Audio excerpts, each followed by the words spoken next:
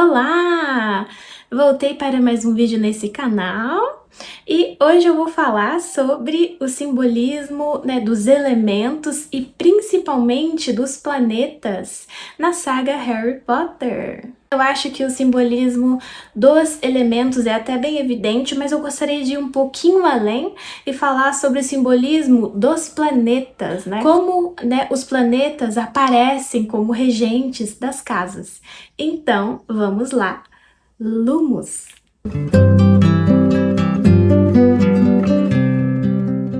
Bem, eu tô bem empolgada para fazer esse vídeo porque eu posso ser considerada aí uma Potterhead. Eu já li todos os livros, já assisti muitos vídeos, eu sempre escuto os livros como audiobook, curiosidades da saga, tal. Eu gosto bastante e como o simbolismo é onipresente na saga, a saga é feita de símbolos, de histórias mitológicas, de histórias antigas. Então eu acho que tem tudo a ver aqui nós falarmos sobre isso. E bom, eu vou começar, pela casa mais amada aí, eu acho. Boa parte de nós aí quer ser um grifinório. Então hoje eu vou falar sobre a Grifinória ou Gryffindor. Eu acho que é bastante claro que o elemento predominante na Grifinória é o fogo, É o fogo, tanto que o animal da casa é o leão, e daí nós já tiramos uma pista para o planeta, o astro, no caso, o luminar regente, que é o Sol. E nós temos um segundo astro aqui, que é regente da casa, que é Marte. Além do elemento predominante na casa ser o fogo, os planetas que regem, de cujas qualidades a casa está cheia, é o Sol e Marte. Então, quais são as virtudes solares que são presentes na Grifinória? A nobreza, a honra, e também ela tem as qualidades de liderança e brilho heróico. E as virtudes do Marte presentes na casa? A coragem e a bravura. E as qualidades são a iniciativa e o combate. Então, é claro, pessoal, nós vemos essa qualidade marcial do fogo, da cólera. Os grifinórios são muito corajosos, mas também são honrados, são fiéis, são amigos, eles são guiados pelo seu coração. Então, aqui nós também podemos falar de partes do corpo e o órgão relacionado ao Grifinório é o coração. Então, nós temos o leão, o coração, o sol, o Marte. Nós temos na Grifinória o calor da ação e a coragem do herói.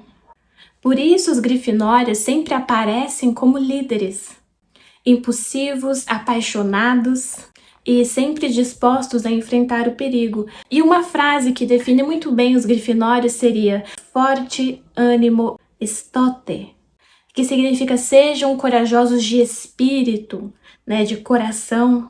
Poderíamos facilmente dizer que a Grifinória tem um Sol em Leão e um Marte em Áries. Bom, e a próxima casa é qual? Quem seria, pessoal? A casa que faz oposição por elemento e por qualidades é a nossa amada e odiada Sonserina ou Slytherin. Aqui nós temos, a predominância do elemento água, como é muito óbvio.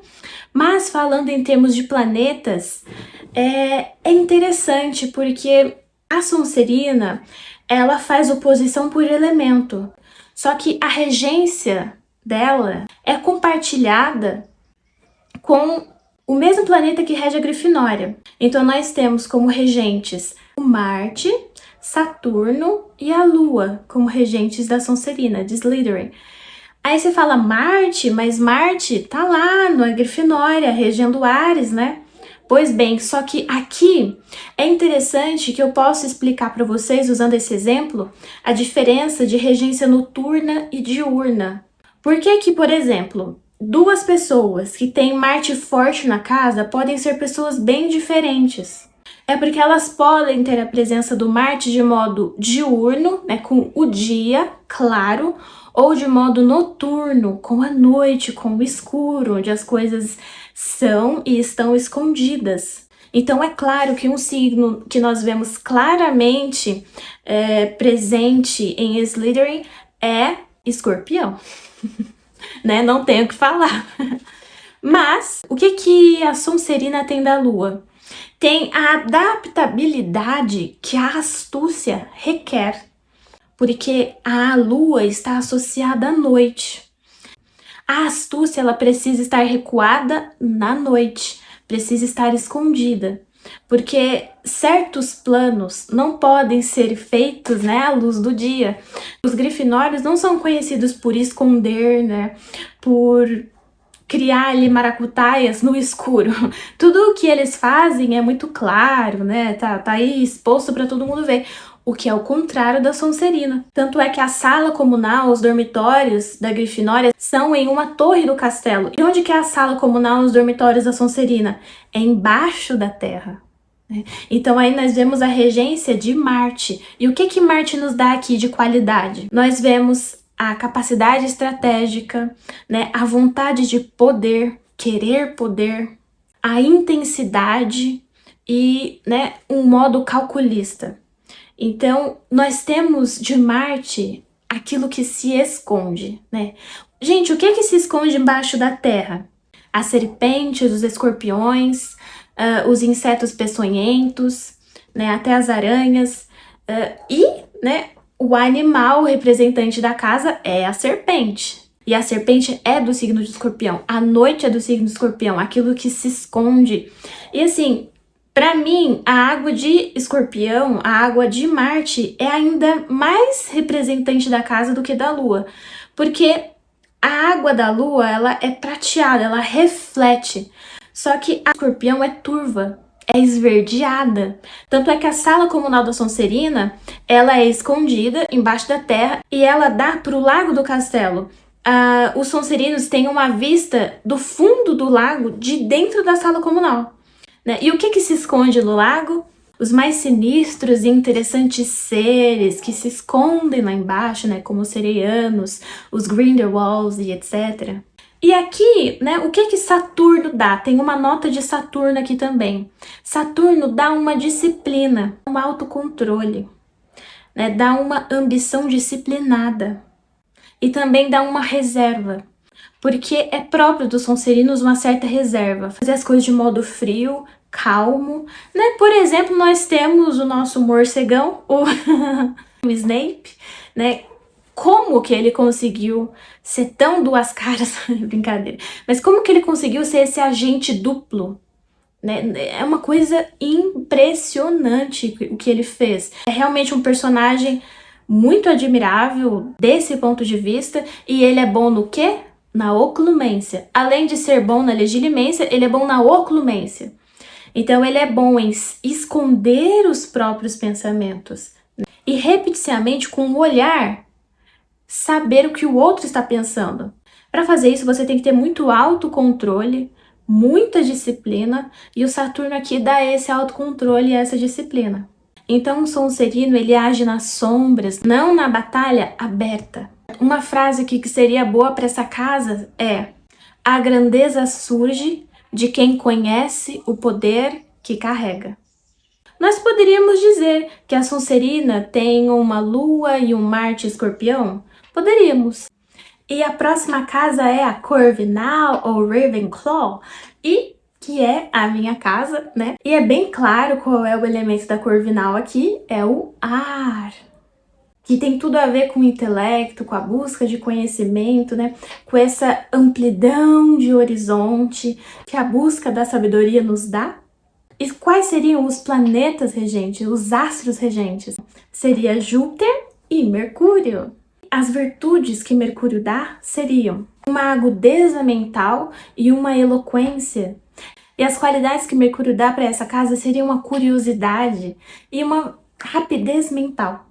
E o nosso amado Júpiter, né, o nosso padrinho do céu, né, o astro que abençoa, que aonde ele está no mapa, ele dá sorte, ele traz bênçãos e abundância, né?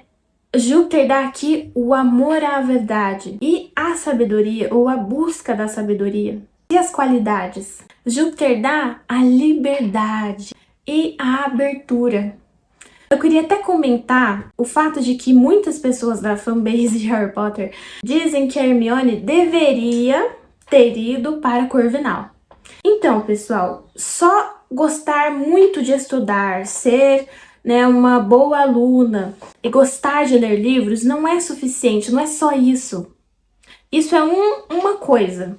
Só que a Hermione não tem, ainda mais no começo ali dos livros, mas ainda assim, mesmo até o final, ela não tem a liberdade. A Hermione é um pouco legalista, assim. Por quê? Ela não cede a nada que esteja fora dos livros. Então, se não estiver escrito, né, se não estiver cravado em pedra, né, se não estiver cravado com sinete ali, é assim que tem que ser. Ela não cede, ela não muda de ideia. Por exemplo, é inconcebível um corvino ver o amigo, né, acertando uma poção, indo bem em poções, porque no livro dele tem instruções a mais, e ele simplesmente ficar com raiva e não ceder para aquilo. Não ceder para outras fontes, fontes heterodoxas, fontes que não são oficiais, né? É da qualidade do corvino que Júpiter dá essa amplidão de horizonte que vai além. Sim, Júpiter também dá uma adesão constante, dá. Só que ele vai além primeiro, sabe? É a águia, né? Inclusive, o animal da Corvinal é a águia. Gente, que ave mais jupiterina do que a águia? Não tem, né? Então, a águia, o cavalo, né? Sagitário, ele quer ir. Ele quer alçar voos mais altos, né? Ele quer correr mais longe. Então, ele vê o horizonte e ele vai. E quando ele encontrar algo que é maior, que é melhor, ele adere com constância, com firmeza, mas ele vai. A Hermione tem a mente aqui, ó, né, fechadinha. Isso é próprio da secura, né, uma intransigência, um não ceder. Né? Júpiter cede, Júpiter é liberal, Júpiter é ar, gente. O ar, ele se espalha, o ar é quente, né, ele vai. Então é por isso que Júpiter rege essa casa. Então os corvinos são leves, sutis, intelectuais, guiados pelo desejo de conhecimento. Eles são curiosos, estudiosos, observadores. Aqui Mercúrio dá a curiosidade. O Mercúrio leva ao caminho de Júpiter. E a frase, né, dos corvinos da Corvinal é uma das frases que eu mais gosto na saga, que é: um espírito sem limites é o maior tesouro do homem. Para mim essa frase toca profundamente o meu coração, porque é assim que eu percebo a vida, sabe? A vida material, a vida terrena, onde, como no Brasil, em que tudo é muito difícil de ser conquistado, a experiência que eu tenho é que a vida do espírito é livre, sabe? A vida da busca do conhecimento, ela é cheia de riquezas, riquezas infindáveis, onde a minha alma conquista, né, tesouros que não seriam possíveis de ser conquistados materialmente. Mas o meu espírito, que é aquilo que não perecerá jamais, que é eterno, levará consigo. São os tesouros interiores. E agora, última e não menos importante casa, Lufa-Lufa, ou Hufflepuff. Bom, é bem claro que o elemento relacionado a Lufa-Lufa é a terra, e junto com a água é a casa cujo elemento é mais pesado. Inclusive a sala comunal da Lufa-Lufa é no subsolo do castelo, né, ao lado da cozinha, e nós vemos esse elemento terra presente na casa nessa sala comunal. A sala comunal da Lufa-Lufa é muito bonita. É embaixo da terra, mas dá direto para o jardim do castelo e tem um vitral enorme. E desse vitral passa toda a luz do sol de manhã até o fim do dia. Os móveis da Lufa-Lufa são todos em madeira, da cor mel, né? E tem muitos estofados, é uma sala muito confortável. É como se fosse uma casa de hobbit. Tem todo o conforto, a beleza, a agradabilidade de uma casa de um hobbit, por exemplo. E é a sala comunal mais fácil de entrar porque o aluno só precisa bater no barril para poder entrar.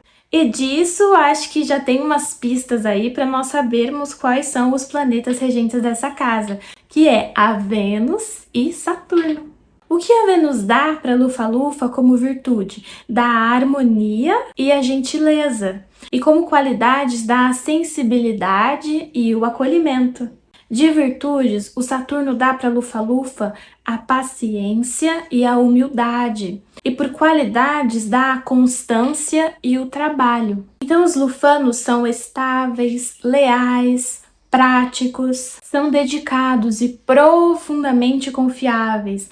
A Terra dá essa confiabilidade. A Vênus dá a bondade, a Vênus dá uma bondade, o espírito acolhedor, dá a tranquilidade.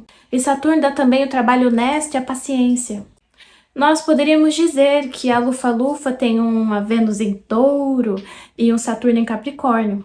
E a bela frase que cabe à casa de Lufa-Lufa e que a fundadora teria dito é: ensinarei a todos e os tratarei da mesma forma. Isso mostra a virtude da equidade, da justiça. Saturno muitas vezes é temido, né? É o menos gostado aí dos planetas, as pessoas não gostam muito porque ele, né, dá o peso, dá o senso de limite. Só que Saturno também dá uma justiça, uma equidade, né? Não podemos, né, transigir. E isso é bastante importante na vida. Então, pessoal, é por aí. Espero que vocês tenham gostado. É um assunto bem legal que eu quis trazer para o canal. E se você é fã da saga, se você gostou do vídeo, comente aí o que você mais gostou. Eu gosto muito de conversar com vocês nos comentários. Eu gosto muito de saber o que vocês acham, se vocês gostam desse tipo de vídeo, eu posso trazer mais vezes. E é isso, muito obrigada por quem assistiu até o final.